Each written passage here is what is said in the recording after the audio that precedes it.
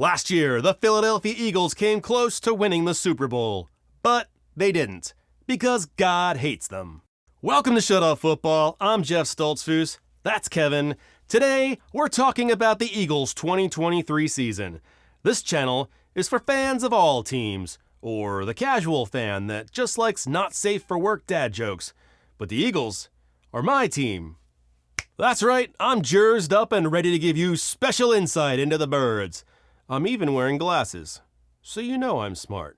Usually, my depth chart breakdowns are geared towards fantasy football. But I'm not doing that today, because most people have already drafted. But I am going to go through this roster from top to bottom. A bit of a State of the Union for the Eagles. So grab a beverage and relax. Let's take a look at the 2023 Philadelphia Eagles.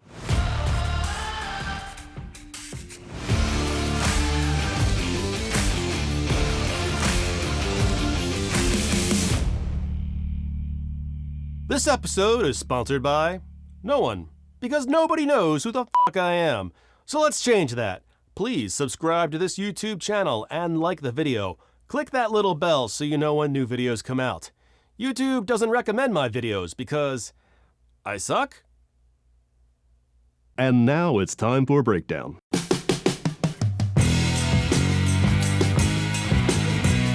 Howie Roseman remains the executive vice president and general manager. He's easily one of the top 5, probably top 2 in the league. I think his strengths are in his deal making, roster construction, and salary management, trading for good players, trading up and down in the draft, and reworking contracts. This is where he excels.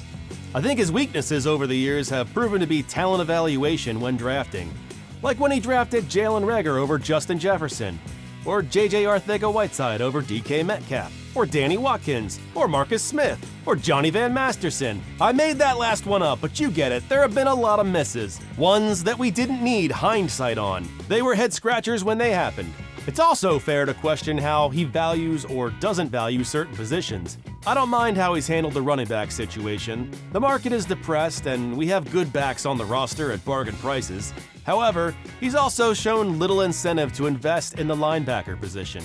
Most recently, grabbing veterans off the scrap heap and UDFAs. I think it's fair to say we wouldn't have Nakobe Dean if he didn't drop to the 3rd round. If they're not pass rushers, Howie's shown little investment in early draft capital. Clearly this is by design because he's done this year after year through multiple head coaches. Howie owns his mistakes and learns from them, and maybe he's listening a little more now than he used to, instead of just trying to be the craftiest guy in the room. I don't know how many fans think about their team's GM, but with Roseman, I always feel like the Eagles have a chance. Nick Sirianni's head coaching record with the Eagles is 23-11. He's made the playoffs twice and made 1 Super Bowl appearance. With tears. It's hard to poke holes in the job he's done. Whatever he's doing seems to be working. I don't want to deep dive to the back of the sack with the assistant coaches, but the Eagles did have some major turnover at both offensive and defensive coordinator positions. That's generally a pretty big deal for a team. I mean, they must be pretty amazing coaches if they both got pilfered to lead other teams. Former offensive coordinator Shane Steichen left to become the head coach of the Indianapolis Colts. In his 2 years with the Birds, he had a top rushing offense, helped a young Jalen Hurts come into his own, and yielded 2 1,000-yard receivers in A.J. Brown and Devonta Smith. Steichen took over play calling duties in the middle of 2021, which I'd say was the direct cause for that season turning around. He's a good play caller and a good play designer. His loss puts a lot of pressure on new offensive coordinator Brian Johnson. Johnson was promoted. He was the quarterback's coach prior. He's a former quarterback himself. He was the offensive coordinator for Florida in 2020. Steichen was a big loss, and Johnson remains my biggest question mark going into this season. They also lost defensive coordinator Jonathan Gannon to the Cardinals, and I'm fine with that. Gannon was called out last year for defensive problems, predictability, being conservative, inability to adjust mid-game. They didn't suck. They were never bad, but they had trouble defending the run once Jordan Davis was out with injury. Gannon pointed to their wins and their sack total, which was impressive, but I wasn't buying it. We had stars, we had depth, but that only goes so far. I never got the impression there was a mastermind behind the controls. I felt like he was getting too much credit for a roster that was simply stacked with big playmakers. and the Super Bowl confirmed as much. The D held their own in the first half, but in the second, Andy Reid made adjustments, and Gannon was outcoached. It was like watching a grandmaster play chess against a horse. So Gannon's gone now, off to Arizona to earn them a high draft pick. Sean Desai was brought in to replace him. Desai was the defensive coordinator for the Chicago Bears in 2021. Most recently, he was an associate defensive head coach for the Seahawks. I don't know much about him, but I'm actually pretty optimistic. He seems smart, and new linebacker Nicholas Morrow said this. This is the most that I've learned situationally. Like, we really emphasize situational awareness, and this is probably the most I've learned in my 7-year career. Which is either a good sign for our coach, or says something about where Nicholas Morrow came from. Maybe both. The Eagles lost a lot of good players. I was hoping they could keep C.J. Gardner-Johnson. He felt like an Eagle, but I guess not, because he really wanted out of Philly. I mean, they did steal his car. No one here was irreplaceable. Most of them already had replacements on the team. I thought the Eagles might draft a running back this year, but the league gave so many gifts. Rashad Petty is a big back with plenty of speed. The only issue with him is health. Maybe as part of a rotation, it won't be an issue. I could see a lot of big gains coming from him this year. And then, the Lions went and made DeAndre Swift a redundant asset by drafting Jahmyr Gibbs. It wasn't much of a surprise to see them trade for Swift during the draft. Though he's dealt with his own injuries, Swift is a proven back. Elusive, a great pass catcher, and it eliminated any need to draft a running back, which couldn't have been that high a priority. Marcus Mariota joined the team. That's either a lateral move from Gardner Minshew or a slight upgrade, as they're both Maul Santas. But Mariota is more mobile and will allow them to run the same plays should he see time. I think Olamide Zaccheaus is a sneaky good ad. He had over 500 yards and 3 touchdowns last year. I like the defensive additions as well. I think they're all B-level talent that can compete with younger options on the team. Overall, the draft didn't surprise me. I had them taking Jalen Carter at 10. The fact that they moved up just one spot was a little surprising, but they didn't give up that much to do it, and they got their guy. I'm thrilled with the Nolan Smith pick. Nobody saw him dropping that far. Tyler Steen looks good, and I'm happy to see they're not drafting linemen out of need for this year. Sidney Brown looks like the real deal. I have a feeling he's going to pay off big. I'm not sold on Keely Ringo, but it does seem like he was drafted appropriately. I saw a lot of tape on wide receivers beating him, but again, not drafted as an immediate need. Let him develop behind great starters. Tanner McKee was the one pick I just didn't get. At some point, people were talking about him going as early as the 3rd or 4th round. I didn't see him as a starter. The 6th round is great value. I have no issue there, but I didn't see the fit. Since then, I've heard only good things about him in camp, and I think Howie has learned his lesson about choosing a good fit versus choosing a good player. D-tackle Moro Ojamo was about as good as it can get when it comes to the 7th round. He could develop into a rotational starter. Again, a player that most thought wouldn't be there so late. So the Eagles left the draft with everyone you see here, plus DeAndre Swift. Pretty good haul. This offseason, Jalen Hurts had minor surgery. They removed hardware from his ankle for an old college injury. He signed a huge contract, $255 million, and he got a master's degree from Oklahoma. Last year, Hurts was in the conversation for MVP. He's shown nothing but progression since college. He just keeps getting better. In his second full year as the Eagles starter, he improved his passing yardage, yards per game, touchdowns, and his interception rate dropped to 1.3%, which is below the NFL average of 2.2. There's no way I'm fading him when he's shown nothing but improvement. He's also behind a great offensive line, and he has great weapons to throw to. I think he breaks 4,000 yards passing this year. He likely would have done it last year if he wasn't injured for a few games. My only concern with Hurts is the change in offensive coordinator. How will Brian Johnson show as a play caller and play designer? We simply don't know what we don't know. After a season starting for the Falcons, Marcus Mariota has finally come to Philly. I say finally because many thought Chip Kelly would find a way to draft him when he came out of college. Mariota has bounced around the league since then. Too good to be a backup, not good enough to start. He replaced Gardner Minshew, who I felt the same about. He's a great backup for Hurts, and hopefully, if he's pressed into action, his skill set will give a little continuity to the offense. Tanner McKee was drafted in the 6th round. I think Ian Book was still on the roster. McKee is an immediate upgrade. Here are my original notes on McKee from before the draft. Tall, accurate, strong arm, ability to work through his progressions, poor pocket awareness, not very mobile. He's turning heads in camp and getting good reviews from both coaches and teammates, showing good field vision and pushing the ball down the field. He's even outplayed Mariota in the preseason. The Eagles have kept 2 quarterbacks lately, but traditionally they like to keep 3. With the new NFL rule that you can dress 3 now, there's a strong likelihood McKee makes the roster, especially on the heels of how the 49ers ended their postseason last year. McKee isn't going to be a starter, I just don't see it. But I no longer think he's unrosterable. In deep dynasty leagues, he's arguably draftable, if not a high priority waiver pickup. Marcus Mariota is the direct backup this year, but he's only on a 1-year deal. McKee could be the backup next year, and if Hurts misses time, he could be a worthy spot start. Rashad Penny was a somewhat surprising first-round pick that never really panned out for the Seahawks. He's never come close to crossing 1,000 yards in the NFL. In the last 2 years, he's missed 18 games with a calf strain, hamstring strain, and a tibia fracture.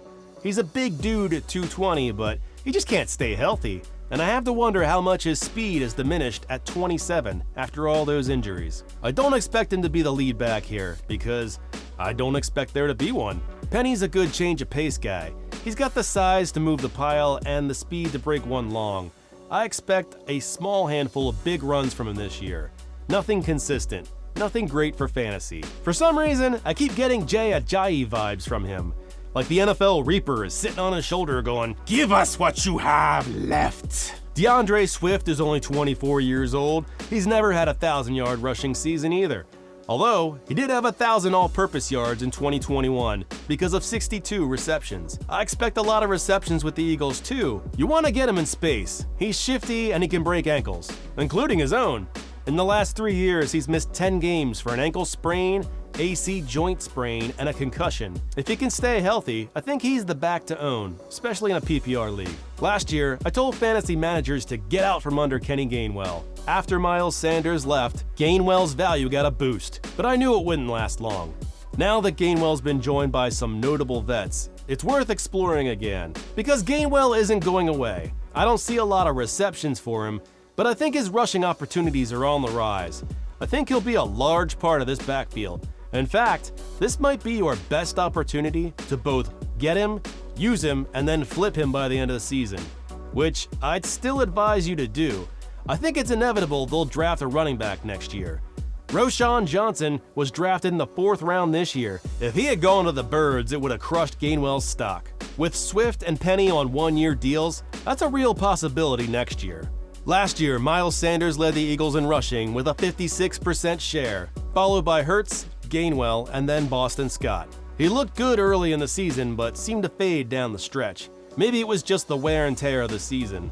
To me, Gainwell was the better back going into the Super Bowl. I think the upward trajectory continues into this year. I'm predicting Swift to get about 40% of the running back snaps, but I think Gainwell will be just behind him with about 30%. Penny has a different profile and skill set, so I expect they'll find places to work him in, probably with about a 20% snap share, leaving about 10% for Boston Scott. I don't see them keeping 5 backs on the roster. Sirianni keeps saying positive things about Trey Sermon, but he did that last year too, and Sermon was on the practice squad all year. If they can hide him there again, I think they will. I like the running backs here, but there's no denying the fragility in their history. If someone goes down, I will not be surprised when Howie Roseman makes a move.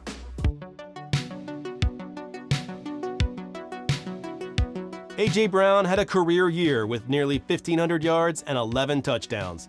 Hurts trusts him, because 50-50 balls are actually more like 60-40. That's not a joke. Someone actually statted that out. If you throw at A.J. Brown, the odds are in your favor that he catches it, covered or not. Devontae Smith has a very different game. Last year, he had almost 1,200 yards and 7 touchdowns. He's been mossing people in joint practices, and all signs continue to point up for him. While some teams struggle to get a true wide receiver 1, the Eagles have 2.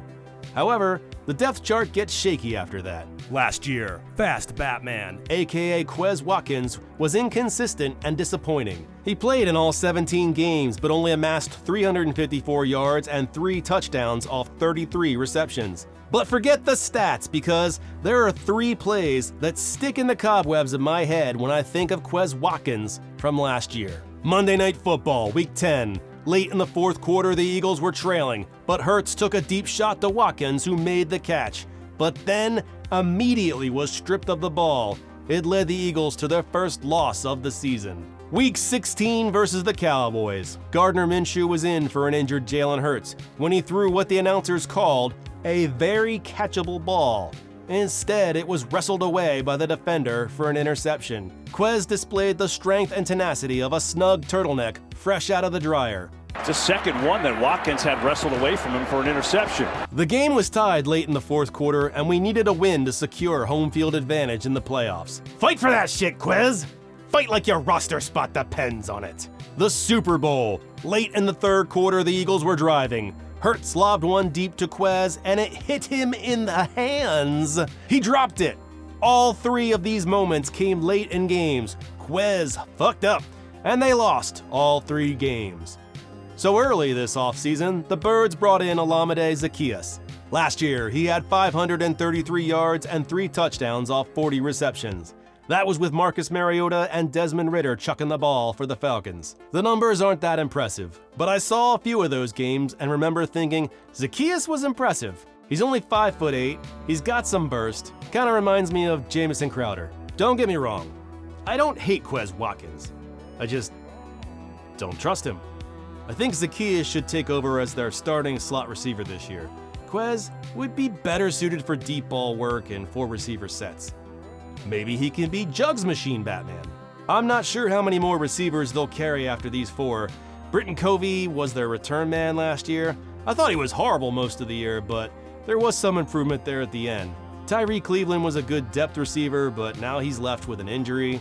And they just signed Freddie Swain, who I'm hoping can make the practice squad because I liked him coming out of college. There's also Greg Ward, who just won't leave. He's like furniture at this point.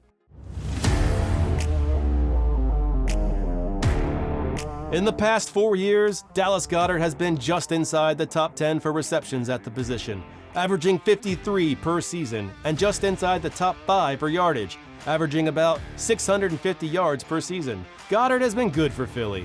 However, I'm concerned about the lack of depth behind him. Last year, he missed 5 games for a partially torn labrum.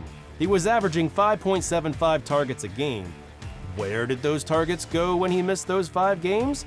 One might assume his backups. Jack Stahl is the direct backup, but that's misleading. He's a blocking tight end. He only earned 1.4 targets per game while Goedert was out. Grant Calcaterra was a rookie last year. In that span, he earned just 1.6 targets per game, meaning between Stahl and Calcaterra, the targets for the tight end position went down. Which makes sense. You have better options than a blocking tight end or a 6th-round rookie, but wouldn't it be neat if we had a better backup tight end? They've been trying to develop 6'7" former quarterback Tyree Jackson as a tight end. That doesn't look like it's working out. He missed last season injured, one of many injuries he's suffered since joining the Birds. They also picked up Dan Arnold this offseason. I like Arnold. I'd say he's the best pass-catching backup to Goedert. The problem is they barely paid him anything, and I haven't heard a single thing about him all offseason. I didn't even see when they signed him. He just popped up on the depth chart, which to me signifies he might not make the team. It really could go either way. I think they're waiting to see what Calcaterra shows them. I'm hoping next year they invest a little at the tight end position. Goedert will be 29. They could use some stronger backup options. Brandon Graham and Fletcher Cox are back. Sure, they're getting old, but they'll show the young guys what it means to be a pro and an Eagle. I think that kind of thing is underrated. Jordan Davis and Jalen Carter are monsters. They're gonna be deep in Dak Prescott's underwear on every snap. Run, Dakota, run! And my personal favorite, Josh Sweat, finally coming into his own. Last year, he had 11 sacks, 31 tackles, 17 assists, 15 tackles for loss, an interception, and a touchdown. Sweat was everywhere. I want to see it again. I'm also hoping to see a little more of Milton Williams this year. He had a lot of potential, and he's going into his third year. The Eagles don't invest much in the linebacker position, but this is Nakobe Dean's big chance. Last year, in a spot start, he showed some good vision, slicing through to make tackles. Nicholas Morrow and Zach Cunningham aren't the biggest names, but they've shown to be pretty decent in the past. I've also read a lot of good things about Christian Ellis. Reed Blankenship was an awesome surprise last year. He went from undrafted to NFL starter, practically overnight. He'll be another key part of the defensive secondary, along with corners James Bradbury and Darius Slay, who were magically retained this offseason. This year, the draft brought in safety Sidney Brown, who looks special. He's been flying all over the practice field and preseason games. See? There he goes again. He's just been whomping people. They also picked up corner Keely Ringo in the 4th. Some people are high on him, but I'm skeptical. I'll believe it when I see it. I wouldn't say drafting corners is one of Howie's strengths. Ringo's got the size and speed you want at the position, but he also gave up 13 catches of 15-plus yards, according to Pro Football Focus, second most among SEC cornerbacks. They also grabbed D-tackle Moro Ajamo in the 7th round. I don't know what to expect from him, but that's definitely a good place to have some depth. And I know a lot of people had Ajamo getting drafted a lot higher. We don't need to take a look at their schedule, they're just going to win all of the games. It's rare for a football team to lose the Super Bowl and return the following year, but that's what I'm expecting. Why not? Their schedule is harder? So what? I'm still expecting to see double-digit wins and winning the division. Their defense is arguably better, their run game is better, and Jalen Hurts is likely to take another step forward. Some would say that that's just blind homerism, but I say, fly, Eagles, fly. Thank you so much for watching Shut Up Football. Please leave your comments below, like, subscribe, say hello to your mother for me, and we'll catch you next time. Peace! Check the mic and make sure it sound right, boys.